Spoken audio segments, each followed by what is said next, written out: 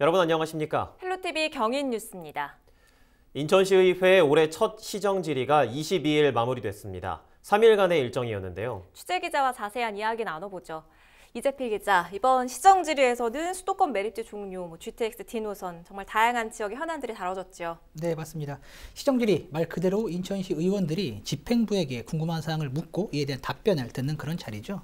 자리인 만큼 인천 지역 핵심 현안들이 모두 나왔다고 해도 봐야 할 것 같습니다. 네. 말씀하셨던 수도권 매립지 종료, 그리고 GTX D 노선 추진 상황, 인천의료원, 제2인천의료원 건립 여부 등 지역의 관심 사항들이 모두 나왔는데요.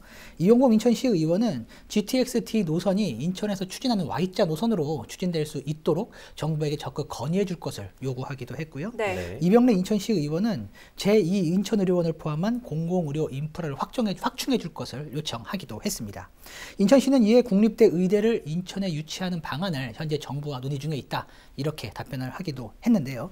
특히 수도권 매립지 종료는 이번 시정 질의의 핵심 이슈 중 하나였습니다. 네. 환경부와 서울시 그리고 경기도가 수도권 매립지 연장 사용을 희망하고 있는 가운데 과연 인천시가 계획했던 대로 2025년 매립지 종료를 이끌어낼 수 있겠느냐 하는 이런 우려의 목소리였습니다.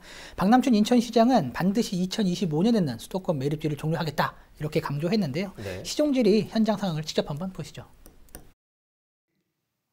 지난 2015년에 작성된 수도권 매립지 정책 4자 협의체 최종 합의서에는 잔여 매립지 중 3-1 공구를 우선 사용하고 3개 시도가 대체 매립지를 확보하기로 했습니다.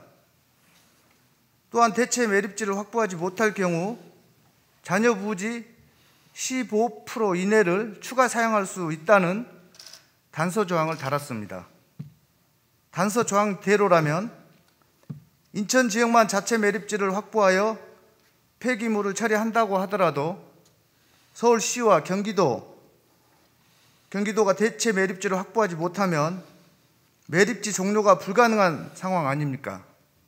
당시에 4자 합의 단서 조항 자체가 이미 수도권 매립지 연장 사용을 염두에 두고 삽입되었다라고 시민들이 생각하셨기 때문에 심각한 독소 조항이라는 비판을 받았어요. 저는 지금 같은 저렇게 수도권 매립지를 대규모로 조성하겠다는 저것 자체가 신의성실의 원칙에 위반한다 하는 확실한 생각을 가지고 있습니다.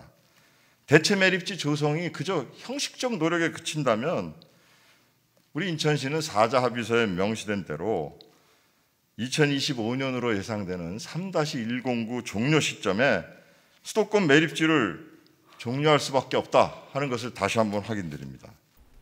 예, 이렇게 수도권 매립지 내용 외에도 인천시 교육청에 대한 질문도 좀 이어졌습니다. 요즘 재물포고 이전, 또 교장 공모제 면접 시험 유출 의혹 등으로 정말 좀 시끄럽죠, 요즘. 네, 맞습니다. 말씀 주셨던 두 질문 모두 이번 시정 질의에서 다 언급이 됐습니다. 네. 먼저 재물포고 이전에 대해서는 그 지역 주민들의 반발이 이어지고 있는데 과연 지역 주민들과의 어떤 협의 과정은 제대로 지켜졌느냐, 예. 이런 질문들이 이어졌고요. 또 재물포고 이전이 지역 교육 환경 저하로 이어지는 것 아니냐, 이런 우려도 있다, 라는 이런 지적도 나왔습니다. 네. 이에 대해 도성훈 인천시 교육감은 그 재물포고 이전 부지에는 교육 복합단지를 조성할 계획인 만큼 지역 교육 인프라는 훨씬 발전할 것이다, 이렇게 답했고요. 주민과의 협의 역시 이제 시작 단계이기 때문에 주민과 만나 충분히 논의하고 나온 의견을 적극 반영하겠다, 이렇게 덧붙였습니다. 그렇군요. 그리고 또 하나의 이슈, 그 교장 공모제 면접 시험 문제 유출 의혹에 대해서도 의원들의 질의가 이어졌습니다. 최근 인천시 교육청의 한 직원이 교장 공모제 면접 문제를 사전에 유출한 혐의로 현재 경찰 조사를 받고 있는 그런 상황인데요. 이에 대해 인천시 교육청의 입장과 책임 있는 대책 마련을 시의회에서 요청한 겁니다. 질의응답 현장 상황 직접 한번 보시죠. 그간 입장 표명이 다소 늦어진 이유는 수사 중인 사안이기 때문에 비공개하도록 되어 있어서 입장 표명 여부나 시기에 대해서도 신중히 결정할 수밖에 없었음을 양해해 주시고요. 다만 분명하게 말씀드릴 수 있는 것은 1월 사안 보고를 받은 즉시 감사관에게 지휘과에 관계없이 엄정히 조사 처리하도록 지시를 했고, 감사관실 조사 결과 위법 정황이 있는 것으로 판단해서 수사기관에 정식 수사를 요청을 했습니다. 그래서 이 사안에 대해서는 사안 인지 단계부터 엄정하게 대처해 왔음을 말씀드리고, 네, 이번 시정 질의는 헬로TV를 통해서도 생중계됐지요. 네, 맞습니다. 우리 지역 의회의 활동 상황을 지역 주민들에게 생생하게 전달해 드리자는 취지에서 생방송을 결정했는데요. 올해 저희 헬로TV는 인천시 의회의 시정 질의를 시민들에게 생방송으로 전해드릴 계획입니다. 시민 여러분의 많은 시청 부탁드립니다. 네, 알겠습니다. 지금까지 이재필 기자였습니다. 인천경찰청이 부동산 투기사범 특별수사대를 편성해 지역 부동산 투기 의혹을 수사 중에 있습니다. 농지법 위반 등의 혐의로 현직 기초의원을 포함해 8명을 불구속 입건했다고 22일 밝혔습니다. 입건된 의원은 개발 사업 부진에 토지를 매입하면서 농업 경영계획서를 허위로 작성한 혐의를 받고 있습니다. 경찰은 이 외에도 계양 테크노밸리 등에서 부동산 투기 의혹을 받고 있는 25명에 대해 내사를 진행하고 있습니다. 3기 신도시 투기에 관한 조사 결과가 추가로 발표된 가운데 부천도시공사 직원들에 대한 의심 정황이 새롭게 나왔습니다. 땅 투기 의혹을 조사 중인 정부 합동조사단은 최근 부천도시공사 직원 2명이 투기 의심자로 드러났다고 밝혔습니다. 경찰청 국가수사본부는 이들에 대한 구체적인 자료를 넘겨받아 내사에 착수하는 가운데 검토가 끝나는 대로 관할 시도경찰청 등에 사건을 배당한다는 방침입니다. 부천 오정군부대를 인천 부평 일신동으로 이전하는 계획을 추진 중이지만 부평 주민 반대가 여전한 상황입니다. 일단 부천에서는 예정대로 추진하겠다는 계획인데요. 취재 기자에게 들어보죠. 이정아 기자, 부천의 오랜 수건 사업인데다 지역사회 관심도 굉장히 크죠. 오정군부대 이전에 관한 부천의 추진 상황 짚어주실까요? 네, 먼저 부천 오정동 군부대를 이전하고 오는 2025년까지 친환경 스마트 주거단지를 조성한다는 계획이 포함되어 있습니다. 현재 부대 부지를 포함한 56만여 제곱미터 규모의 땅에 모두 3,700세대가 들어서는 계획입니다. 교통시설, 도심 속 공원 등 시민생활 인프라를 우선 확보하고 부천시의 주요 정책인 도시 스마트 시스템을 이 지역에 도입하겠다는 겁니다. 해당 지역은 도심 속의 군부대가 65년 동안 주둔해 있어서 지역 개발이 곤란했습니다. 여기에 더해 도로망이 끊겨 교통이 불편하고 군사시설로 인한 소음 등 주민들의 피해가 컸던 곳입니다. 이런 이유 때문에 부천에서는 이미 지난 2013년부터 1,700명에 달하는 지역 주민 서명을 받아 건의서를 전달하는 등 노력을 해왔는데요. 이 결과 지난 2017년 9월 국방부와 협의를 거쳐 1년여 만인 지난 2019년 초 기재부에서 최종 승인됐습니다. 기부대 영역 방식으로 부천시에서 이전할 지역에 군부대를 짓고 국방부로부터 오정동 군부대 부지를 받는 방식입니다.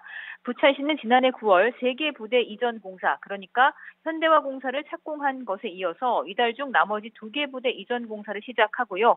내년 12월에는 마무리한다는 계획입니다. 이와 함께 개발에 따른 행정적인 절차에도 돌입했는데요. 부천시는 해당 부지에서 이해관계에 있는 주민들이 함께 참여하는 민관 상생협의체를 마련했습니다. 이런 가운데 부천 오정동 군부대 부지 가운데 일부가 6.25 전쟁 비상상황 당시에 징발 토지로 드러나기도 했습니다.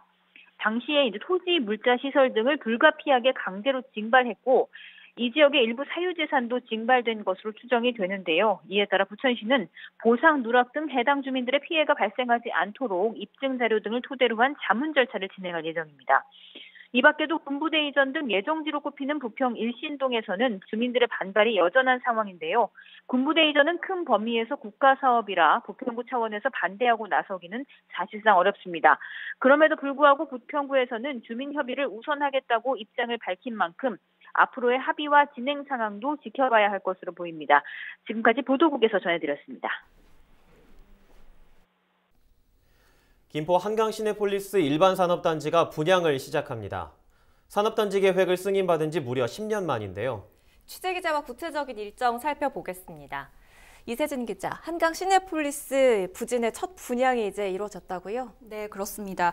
한강 시내폴리스 개발 주식회사가 22일 1차 용지 분양을 시작했습니다. 이번에 분양하는 토지는 산업시설 용지고요. 17필지 6만 제곱미터 규모입니다. 뉴스, 정보통신, 출판업 관련 업체들이 입주를 할 수가 있고요. 분양가는 평균가로 평당 452만 원으로 정해졌습니다. 김포시는 다음 달 5일까지 분양 신청을 받습니다. 네, 산단 승인을 받고 10년이란 시간이 흘렀는데 그간 참 우여곡절이 많았어요. 네, 그렇습니다. 김포 한강시내폴리스 일반산업단지는 지난 2011년 12월 산업단지 계획 승인을 받았습니다. 지금으로부터 10년 전인데요. 방송과 영상 같은 문화산업을 기반으로 문화사업도시를 만든다는 청사진이었습니다. 그런데 전 시행자 보상 과정에서 차질을 빚으면서 사업이 10년 가까이 지지부진했는데요. 2019년에 새 시행자가 선정된 이후에 최근까지 토지 보상 절차를 이어왔고요. 사업진의 국유지 토지까지 소유권 이전 절차가 진행이 되면서 사업이 본 궤도에 올랐다, 이런 평가를 받고 있습니다. 네, 그렇군요. 그렇다 보면 이제 다음 달에는 드디어 첫 삽을 뜨게 될 거다, 이런 기대도 좀 있는 것 같습니다. 네, 실제로 저희가 시내폴리스 부지에 가보니 수용된 부지 중 일부에서 기존 공장이나 거주지 철거가 끝난 곳도 더러 눈에 띄었는데요. 이렇다 보니 착공 시점에 대한 예상들도 나오고 있습니다. 당초 계획상으로는 지난해 12월이 착공 시점이었는데 김포시와 시내폴리스 개발 주식회사 측은 착공 시점을 올 상반기 내로 보고 있습니다. 일각에서는 다음 달 착공할 것이다, 이런 예상도 나오고 있는데요. 네. 구체적인 착공 시점은 김포시와 주식회사 측이 협의 과정을 거쳐서 정할 것으로 보입니다. 그래도 혹시 뭐 다시 지체가 된다거나 뭐 현 시점에서 챙겨봐야 할 문제점은 없습니까? 네, 착공을 눈앞에 두고는 있지만 아직 토지 수용이 끝난 게 아닙니다. 앞서 주식회사 측은 보상 절차를 진행을 하면서 일부 토지주들과 갈등을 겪었는데요. 토지주들이 너무 낮은 보상가에 대해서 승인권자인 경기도에 문제를 제기해 왔지만 결국 이 주장이 받아들여지지 않으면서 강제 수용 절차가 이루어졌습니다. 100여 명 정도의 토지가 이미 강제 수용이 됐고요. 그러나 아직 일부는 수용 절차가 남아 있습니다. 이곳 토지주들은 여전히 낮은 보상가뿐 아니라 제대로 된 이주 대책조차 없는 그런 상태라면서 강제 수용에 반대를 하고 있습니다. 때문에 김포시의 민관 협의체를 통해서 이주 대책을 포함한 요구사항을 전달을 해왔지만 받아들여질지는 미지수입니다. 또 시내폴리스 사업이 오랜 기간 표류를 하면서 과연 본래 청사진대로 사업이 진행될 수 있을 것이냐, 이런 우려가 참 많았는데요. 네. 이런 우려를 불식시킬 수 있을지, 첫 분양 과정에서 어떤 성적표를 받을 수 있을지도 지켜봐야 할 것 같습니다. 그렇군요. 토지주들과의 갈등은 역시나 여러 차례 이야기도 많이 나왔었는데 사업이 본 궤도에 이제 올랐기 때문에 후속 대책도 잘 필요할 것 같습니다. 이세진 기자, 오늘 고맙습니다. 계산택지를 가로지르는 계양문화로는 지난 2009년 인천 세계도시 축전을 앞두고 특화 거리로 지정돼 일방향 1차로로 도로 구조가 변경됐는데요. 하지만 행사가 끝난 뒤에는 고질적인 통행 불편과 불법 주정차 문제로 몸살을 앓고 있습니다. 일방 통행 구간이 800m에 이르다 보니 상가 이용객들을 비롯해 긴급 차량 이동 시에도 불편함이 있는데요. 계양구가 이런 문제를 해결하기 위해 계양문화로를 연말까지 정비할 계획입니다. 김진재 기자입니다. 도로 양쪽에 불법 주정차한 차량들, 인도 위로 줄줄이 주정차한 차들도 보입니다. 평일 낮 시간 계양 문화로 풍경입니다.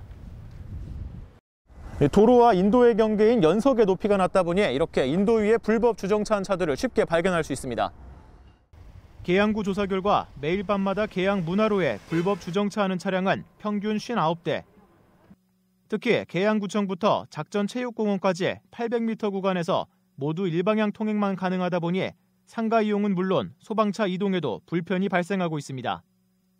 주차하기도 불편했었고 양방향이 돼야지 이게 차들이 원활히 통행이 되는데 통행이 잘 안 되더라고요. 그래 뭐 역주행하는 차들도 많이 봤고.